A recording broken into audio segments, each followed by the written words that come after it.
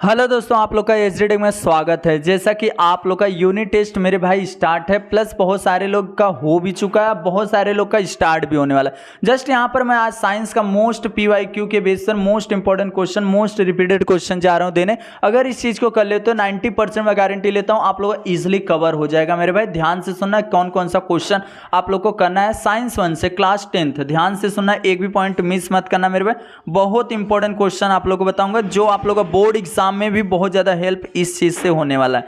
तो यहाँ पर आप लोग को आने वाला है मेरे भाई लमसम आप लोग को 3 चैप्टर। देखो 3 चैप्टर तो मुश्किल है, बट मैं यहाँ पे 3 चैप्टर का मोस्ट इंपॉर्टेंट क्वेश्चन चल रहा हूँ देने, तो फटाफट इसको टिक मार्क कर लेना, क्योंकि इसके अलावा क्वेश्चन आप लोग को देखने के लिए तो मिलने ही वाला नहीं है मेरे भाई।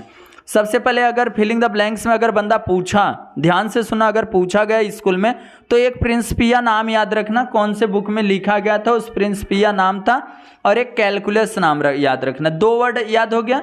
एंड उसके बाद आप लोग को यहाँ पर आना है एक सर्कुलर मोशन और एक सेंट्रीपिटल फोर्स का। बस है क्या करना है, डिफिनेशन याद करना मेरे भाई। जो जो वर्ड बोल रहा हूँ ना बस उसको थोड़ा सा ध्यान से सुन लो।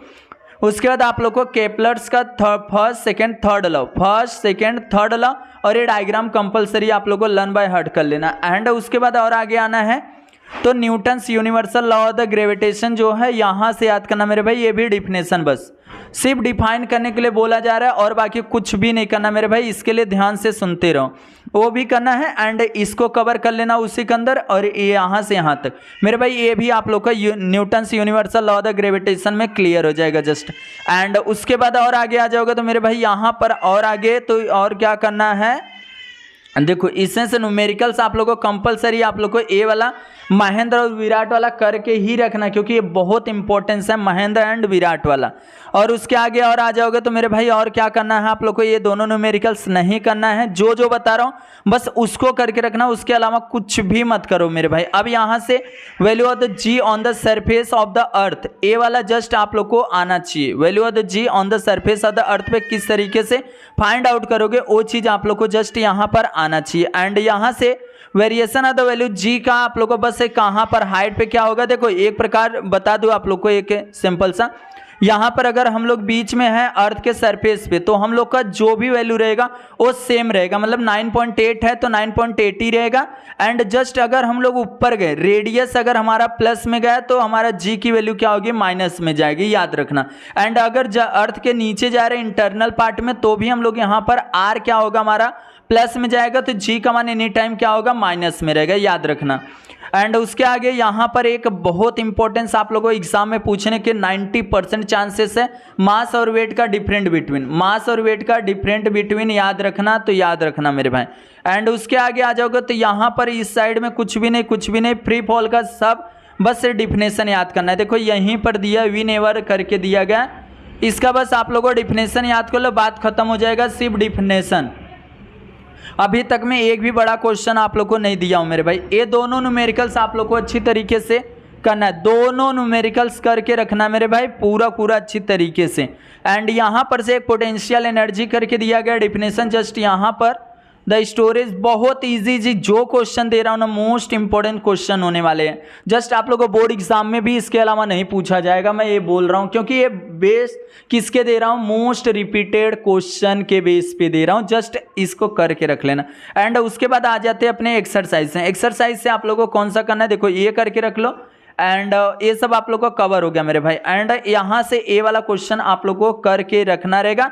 एंड एक ए वाला क्वेश्चन जो दिया गया ना इसको कर लो। पहला लेसन आप लोग का जस्ट क्लियर हो गया। एंड उसके बाद आ जाते हैं हम लोग second lesson, periodic classification of elements से कौन कौन सा क्वेश्चन जस्ट आप लोग को करना चाहिए। एंड यहाँ पर आ जाते हैं हम लोग डोब्राइनर के ट्राइड्स जो दिया गया उसको आप लोग को अच्छी तरीके से करना है। शॉर्ट नोट, देखो SHORT शॉर्ट्स नोट आप लोग को एक लाइन ये याद करके लगना। देखो मेरे भाई जो बता रहा हूँ ना बहुत इंपॉर्टेंस बता रहा हूँ तो बता रहा हूँ मेरे भाई। न्यूलैंड ऑक्टेव का शॉर्ट नोट आप लोग याद कर सकते हो, और मेंडलीव का पीरियोडिक टेबल आप लोगों को छोटा सा शॉर्ट नोट के तरीके याद करना मेरे भाई। जो बता रहा हूँ उसको समझ के रखो। एंड उसके बाद और आ जाओगे तो यहाँ पर एक फिलिंग द ब्लैंक्स आप लोगों से पूछा जा सकता है। ए लाइन को कवर करके रखना। The vertical column is the Mendeleev periodic table or group and horizontal column is this, क्या बोलते हैं उसको, क्या बोलते हैं, फटाफट बोलो, पीरियड बोलते हैं मेरे भाई, इसको समझ के रखना। एंड उसके बाद और आगे आ जाओगे तो यहाँ पर देखो आप लोगों को मेरिट एंड डीमेरिट्स का क्या करो, शॉर्ट नोट याद रखना, शॉर्ट नोट नहीं, गलती मेरे भाई, शॉर्ट नोट नहीं, इसका बस क्या करो, different between merit and demerits का जस्ट आप लोग क्या करो, जो आवाज सुनता रहेगा मेरे भाई ना वो अच्छी तरीके से कवर कर सकता है। मेरिट और डीमेरिट्स का दोनों का क्या करना आप लोगों, सिंपल सा डिफरेंट बिटवीन कितना पॉइंट, दो पॉइंट याद कर लोगे तो भी चलेगा मेरे भाई। एंड उसके बाद आप लोग को मेरिट और मेरिट आने ही वाला है तो आने वाला है मेरे भाई। एंड उसके बाद आ जाते हैं और नीचे यहाँ पर मॉडर्न पीरियोडिक लॉ याद करके आप लोग को अच्छी तरीके से रखना है।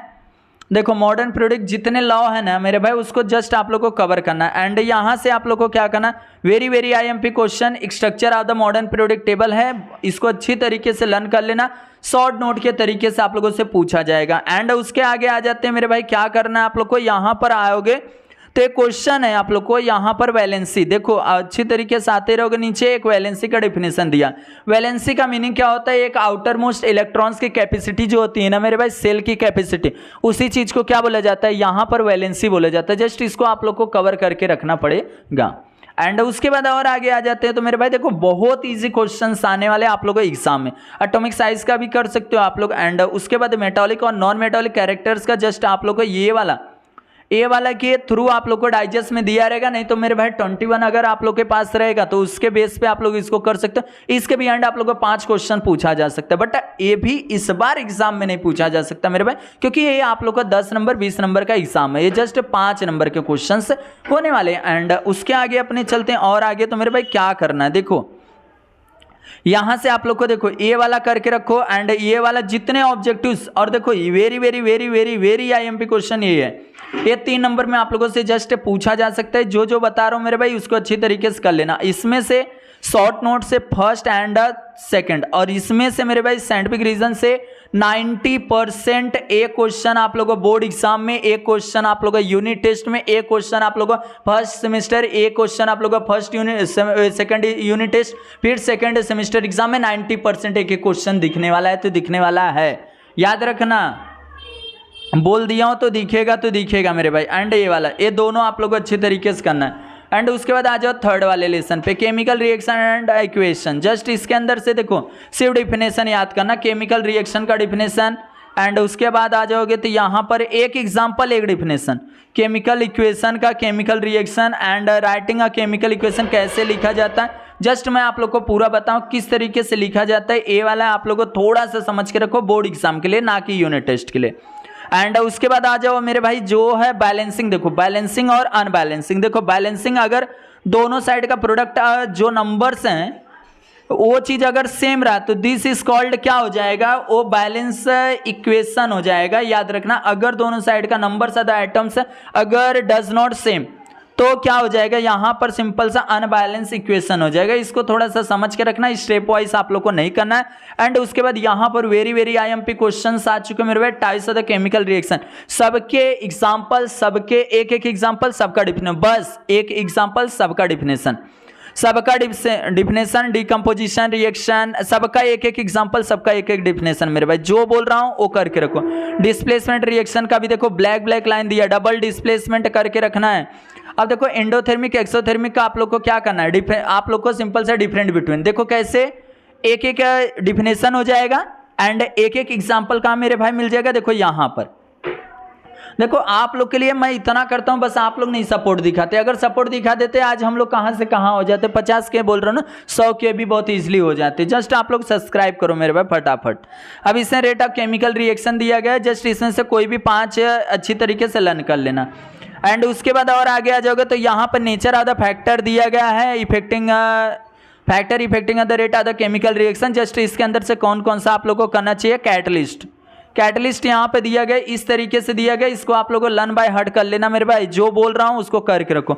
ऑक्सीडेशन रिडक्शन का क्या करना, डिफरेंट बिटवीन मेरे भाई, डिफरेंट बिटवीन याद रखना, नहीं तो बाद में हो जाएगा प्रॉब्लम, भैया बोले तो खत्म। अब यहाँ पर कोरेशन मतलब क्या होता है मेरे भाई, क्षरण, जंग। यहाँ पे देखो एक चीज दिया गया है, रस्ट का फार्मूला दिया गया एंड यहाँ पर से ए से रस्ट का याद करना, और यहाँ पर केमिकल फार्मूला बोल रहा हूं ना मेरे भाई, उसको करके रखो। अब यहाँ पर एक और चीज दिया था कोरेशन का भी इतना जस्ट आप लोग को याद करना रहेगा मेरे भाई, बहुत इंपॉर्टेंट चीज आप लोग को बता रहा हूं, बाद में मत बोलना कि नहीं बताए थे। मेरे भाई कल पेपर अगर कल है, परसों है, नरसों है, तरसों है, कभी भी रहेगा, उसको अच्छी तरीके से अगर देखे ना वीडियो तो उसके बाहर से एक भी क्वेश्चन नहीं आएगा। आप लोग सोचोगे पेपर है बता दिए थे क्या, ऐसा आप लोग के अंदर आएगा। बट ये most repeated question, most PYQ के बेस पे मैं क्वेश्चन बता रहा हूँ, इतना क्वेश्चन बता रहा हूँ जो आप लोग को कवर हो जाना चाहिए। एक क्वेश्चन करके रखना। एंड इसमें से देखो ए वाला भी कवर हो गया। एंड इसमें से देखो साइंटिफिक रीजन में से आप लोग को कौन कौन सा करना चाहिए, ए वाला एंड ए वाला फर्स्ट वाला, एंड अगर करना रहेगा तो तीसरा करके ABD। और उसके बाद आप लोगों को क्वेश्चन नंबर 5वां very very very IMP question है 5वां। एंड उसके बाद राइटिंग है, इसमें से कौन सा करना चाहिए, देखो एक्सप्लेन वाला करके रखो एंड पहला वाला करके रखो, बात खत्म हो जाएगा मेरे भाई बस। एंड उसके बाद आ जाओ यहाँ पर, देखो ऑक्सीडेशन और रिडक्शन आप लोगों को सिर्फ आइडेंटिफाई करना है। तो ये हो जाएगा बैलेंसिंग वाले में से भैया AG और SO4। यस ये वाला कर लो मेरे में, बहुत इजी है। रिएक्टेंट और प्रोडक्ट और एलिमेंट्स, रिएक्टेंट और प्रोडक्ट को जब बैलेंस हो जाएगा तो इजीली आप लोग को हो जाएगा, तो इसको भी करना है। एंड उसके बाद इसमें से एंडोथर्मिक एक्सोथर्मिक पहचानना और इसमें मैच द कॉलम। इस तरीके से मेरे पास 3 लेसन का मोस्ट इंपॉर्टेंट क्वेश्चन मैं आप लोग को ऑलरेडी बता दिया था और आज फिर से बता दिया हूं। जितना सीधा मेरे भाई इस वीडियो पर अपना ताकत दिखा दो मेरे भाई, इसको दबा के शेयर करो, जितना हो सकता है ना उतना शेयर करो। चैनल पे फर्स्ट टाइम चैनल को मेरे फटाफट सब्सक्राइब करो, 50 के आज ही कर दो मेरे भाई।